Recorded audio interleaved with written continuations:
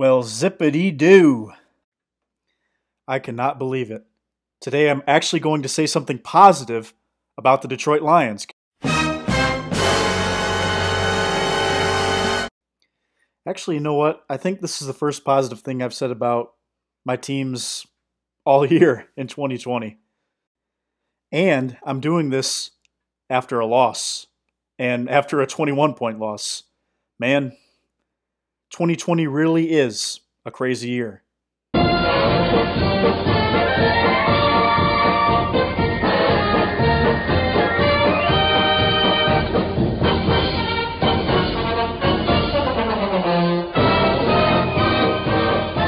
look, guys, let me make this 100% clear.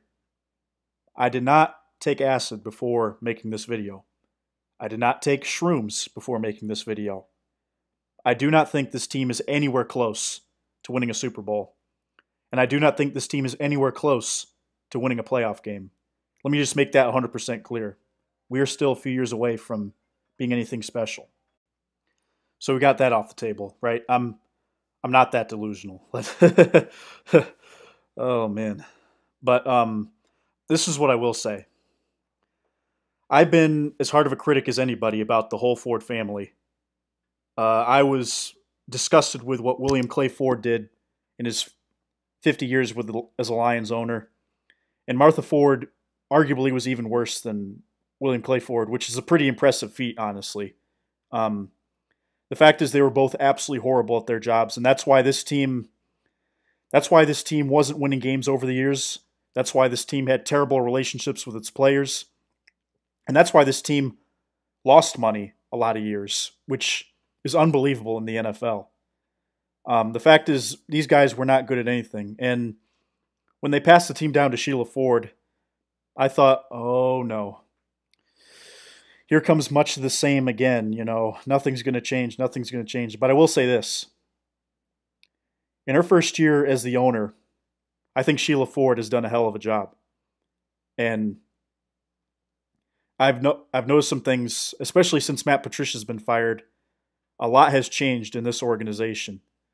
And, you know, I started thinking about, like, she's just doing things that her parents didn't do. I think she's very motivated to finally build a winning culture around here. So here's 5 reasons why I think the Detroit Lions are headed in the right direction and why I think eventually they can build a winning football team and a winning football culture. So the first thing I noticed was they have become a lot more bold. Last time the Lions fired a coach mid-season was 2005. And, you know, you always have the fans that don't like firing coaches mid-season because, oh, no, players, it's not fair to them. You're just giving up on the team. Oh, and I get that. I mean, I know I'm saying it kind of mockingly, but here's the thing you got to realize. When it's not working, you got to cut your losses and move forward. One of the biggest myths we have in America is, you know, quitters never win. But here's the truth. When you see the successful people in life, when they see something is not working, they quit. I'm not saying they quit trying, but they quit what they're doing and readjust their approach. And the fact is, William Clay Ford never did that. You know, to me, he cared about keeping his friends around, and Martha Ford also was like that too, you know. It seemed like Bob Quinn and Matt Patricia were around because she liked them. She said it out loud, oh, I really like Matt Patricia and Bob Quinn. I really like them. It's like, I don't really care how much you like them. What are they doing on the field? And look, Matt Patricia and Bob Quinn were both terrible at their jobs, but I'm sure they tried everything they did. You know, at the end of the day, it's nothing personal. It's just business. And the fact of the matter is, when Shelia Ford decided to fire both Matt Patricia and Bob Quinn in midseason, that told me, she said, you know what, IGDAF, what kind of, you know, positive relationship you had with my mom. I don't care, you know, everything you say, you know, how good you sound when you get up to the podium, accepting responsibility. Guess what? You ain't producing, and you done. You're out of here. And I respect that, you know, because she was at the forefront of that decision. I mean, who else would have been at the forefront? Rod Wood? So I think that's really the first big thing I noticed that, firing Patricia mid-season really sent a message to me that she's starting to do things differently. I also look at, William Clay Ford, and they didn't fire Jim Schwartz in 2012 after going 4-12 with a roster with Ndamukong Suh, Matt Stafford, Calvin Johnson, Nick Fairley, all kinds of Pro Bowlers and first-rounders on that team. Nate Burleson, Dominic Raiola at center. That was a really talented team. To me, they really missed an opportunity because they should have fired Jim Schwartz and immediately been calling up Andy Reid, who had just been fired from the Eagles. Instead, guess what happens? Reid goes to the Chiefs, and now they're winning Super Bowls. And the Lions are still in the basement of the NFC. So that's the difference between an organization that, is proactive and bold, and between an organization that, just wants to keep everybody in the building happy. You can't do that and run a successful business. So I thought I thought firing Patricia was really telling. Anyway, next point. They're finally starting to get football guys to make football decisions. You look at when Bob Quinn was hired, going back to Martha Ford, there really wasn't a whole lot of football guys doing the research to get him. I mean, it sounded to me like he was just part of the Patriots, and Martha Ford was like, all right, you got the job. It's like, well, this guy has no experience as a GM. He happened to be a part of a team that got extremely lucky with Tom Brady. Let's just be real. If they knew Tom Brady was going to be a Super Bowl winner, they would have picked him in the first round. Just picking him in the 6th round was just kind of a fluke move. That happened to work out for them. So that doesn't mean that Bob Quinn was good at all. But here's the thing I think that was more concerning, was Matt Patricia. Now look, before I make this next point, I do not know if Matt Patricia actually raped someone or not. Let me just make that 100% clear. Only he knows, only she knows, only God knows. So I'm not trying to defame his character or, delegitimize what the woman went through, assuming she did. But here's what I'm going to say. The fact that you didn't know that Matt Patricia had been indicted for rape really is concerning for this organization, because it shows me that they didn't do their research. I mean, it was super easy to find via Google. Almost every single hiring process, you got to know these things. Especially if you're going to hire a head coach of an NFL team that's making millions of dollars. You got to know this kind of stuff. I'm not saying that he wouldn't have been hired after that, but what I'm saying is, when these allegations first came out, you guys had Martha and Bob, you both had no idea of these allegations, which you should have. The fact of the matter is, Matt Patricia was hired just because he's friends with Bob Quinn. They're both part of the Patriots, so that's the only reason he had the job in the first place. That's blatantly obvious to me. And, Quinn didn't take the time to do the research, which is really scary. And that's how you end up with a situation like this. That's how you end up with a team that's not going to make the playoffs for now the fourth year in a row, and not even going to finish with a winning record. Not even close. So here's where I think Sheila's starting to change things. Before, it was her, Rod Wood, and Bob Quinn making all the decisions, and none of those guys are football guys. But earlier last week, they decided to hire Chris Speilman to be involved with the hiring of the new GM and the head coach as a special assistant to Rod Wood. And I think this is brilliant. Now look, Rod Wood has been great with the Lions financially. If you look at the Lions' revenue numbers, before he came in, there were actually plenty of years they lost money. Ever since Rod Wood has been in there, they've improved the sound system in the stadium. They decided to hire cheerleaders, and their operating income has been much, much higher than it was in the past. So the fact is, he's been excellent with finances for the Detroit Lions, and that's why, well, that's the thing. He's a businessman. He's not a football guy. He's a business guy, and that's fine.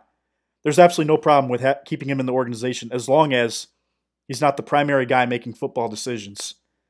And it was extremely intelligent to bring Chris Speilman in, to be a special assistant, and he's going to have a huge say in what's going on.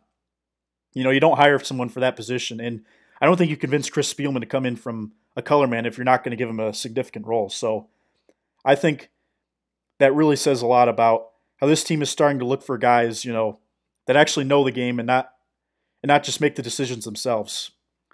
Part of being a great owner of a business is knowing what you're good at and knowing what you're not good at, and finding people who are good at what you're not good at doing. And Shelia Ford is starting to do that, and it's almost the exact opposite of what her parents did. So I think that's a big deal. The third thing, and this kind of relates to the second thing too, they're restoring relationships. Just talking about the whole Calvin Johnson situation with both William Clay and Martha Ford, just the way they mishandled the team doctor situation, that was really bad. But I thought the thing that was really glaring was when Calvin Johnson retired, he got no compensation. And look, I'm not saying that he was obligated to get any compensation or anything, but sometimes there's things you don't have to do, but you should do. And the fact of the matter is, the Lions, by doing that, really burned a bridge that should be really strong. Calvin Johnson was one of the best receivers in team history. And the Lions have had plenty of good receivers in their history, but Calvin Johnson is just lights out, one of the best. And just the way he left, the fact that he hasn't looked back, really felt a lot like the Barry Sanders situation. And that's where I'm going to get into the point of how Shelia Ford has sort of restored the relationship. So, Barry Sanders, his retirement didn't end well, but guess what? Shelia Ford decided to get him on a special committee to find this new head coach and GM. She's getting him actively involved in this organization, and I think that's a great thing. The fact of the matter is, it shows me that, she's trying to restore a relationship with a player that, her father didn't get along well with, obviously, and didn't end well there. The fact of the matter is, when you do this, the guys who play for your team start to get a lot more respect, and we're starting to notice that right now. The fourth reason why I think the Lions are going in the right direction is because players are starting to notice the change. I mentioned just previously how when you fire or when you burn bridges with people, it affects the whole locker room. And I think people lost the guys on the team after Barry Sanders retired. I think a lot of people on that roster afterwards lost a lot of respect for the Lions, and that's why in the 2000s they were absolutely terrible. If you have a broken locker room, if you have a bunch of guys that don't respect your team's owners, you're not going to be a good football team. I don't care if you have, Aaron Donald, Patrick Mahomes. If you don't have guys that respect the culture, respect your ownership, you're not going to have a good team. That's why people want to leave left and right out of some teams, like the New York Jets, the Miami Dolphins. When they were tanking, they had a lot of guys leave. And the fact is, for the Lions, it's been an issue the past few years. But the most glaring thing is Kenny Golladay. I thought there was no way he wanted to return. But after Matt Patricia was fired and after a few more moves were made, Kenny Golladay said that he would more than love to stay in Detroit, and that he loves the city and that he wants to keep playing here. And I think that is a huge, huge win. Maybe it's a small victory, but it means a lot. It carries a lot of magnitude because it shows me that guys want to be here, that Shelia Ford is starting to look at, are we going to be a good place for our employees? Our players. Part of being a good owner too is having your employees respect you so that people want to come here. Like, for example, if, I'm working at, let's say, Target down the street and they're treating me like crap, they're not paying me well, I'm not going to work there. And I'm going to tell people, stay away from that place as much as you possibly can. Similarly, if I see Sam's Club down the street, they're paying people well, they're treating me nice, I say, all right, I think you should come over here. And you know what? Like, people hear these things. When people go to Detroit, like when Tua Tagovailoa was about to get drafted, like, he knew what was going on, that there was a toxic atmosphere in that locker room with Matt Patricia leading it, and, Bob Quinn being the GM. And then, Martha Ford pretty much having a love affair with these two. I don't know what they were doing, but the fact is, they, for whatever reason, she really liked them and she didn't want to hurt their feelings, is what it comes down to. But Shelia Ford is looking at her players first, and I think that's a big deal. And the fact of the matter is, people will want to play here if they feel like there's an atmosphere of respect. That's why you don't fire guys like Jim Caldwell, and when most of the players don't want him to be fired. I mean, if you're going to fire Jim Caldwell, you better get somebody that the players respect. And it's pretty clear from day one they did not respect Matt Patricia. So Sheila Ford is starting to pay attention to those things, and I think that's a big deal. And the last thing I'm going to say is kind of relating to the last point too. The Lions are finally listening to their employees. Let me take you to a little story in the past. It's 2001. The Lions, just went through a decade of, underperforming under the best running back in team history, pretty much doing what the Vikings did in the 2000s with Adrian Peterson. Great player, never quite seemed to get it done. And they were looking at a new GM. They decided to go after this guy with absolutely no experience whatsoever, pretty much a talking head on TV and a great former player who, has a great attitude, and I really like listening to him. This guy is Matt Millen. And as they were looking for him, they brought him into the front office. Matt Millen said, he actually said this word for word, "I'm not qualified for this." And you know what William Clay Ford said? "Yeah, sure you are. Get your butt in there.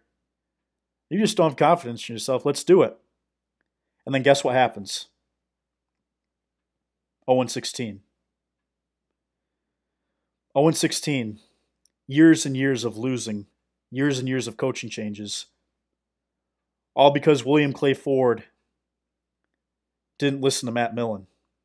The fact is, Matt Millen was right, and I don't begrudge Matt Millen at all for taking the job, but he told WCF, "Hey, I'm not qualified for this." And I think it's funny that years later, now we're in 2020, almost 20 years later, Chris Speilman gets hired to a position like that. Is a lot like Matt Millen in a way that he was a great football player. A lot of people like him. He's great on TV. Has a great personality. And, gets hired to a front office position. But Chris Speilman then says he's not qualified to be the GM. And guess what? They're still looking for GMs. So I think that tells me they're taking this GM search very seriously, as opposed to William Clay Ford, who pretty much did what he thought would be right. They're getting as many opinions as possible on this. They're getting as many football experts as possible to make this choice. And Sheila already said she wants a proven GM, which I think is a big deal. So the fact of the matter is, players are starting to notice this change. Employees are starting to notice this change. And the fact is, it feels like the search for a GM and a coach is a lot more methodical.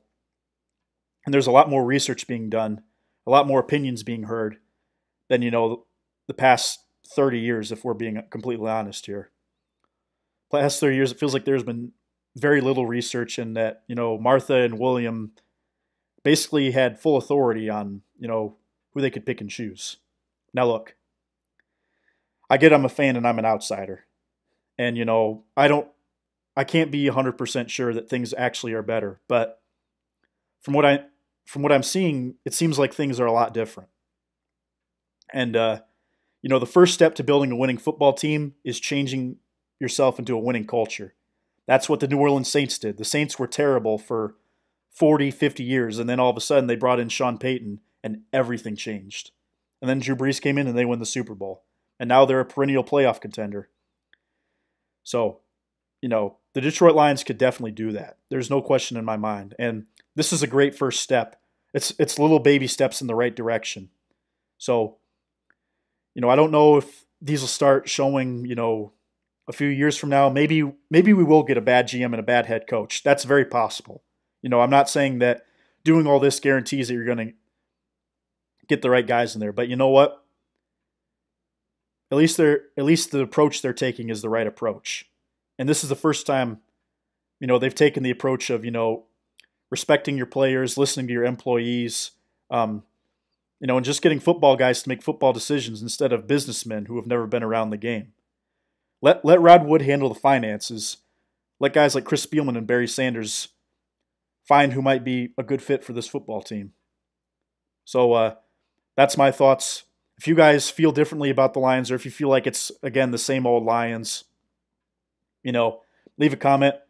If you want more news on the Detroit Lions, Michigan Wolverines, or any other team in the state of Michigan, even the Spartans, because we should talk about them, because, I don't like them, but they always have interesting things going on. So if you want any of these news or updates, please hit the like button, subscribe below. Thank you all for watching. Go Lions, and have a Merry Christmas and Happy Holidays to you all. Thank you.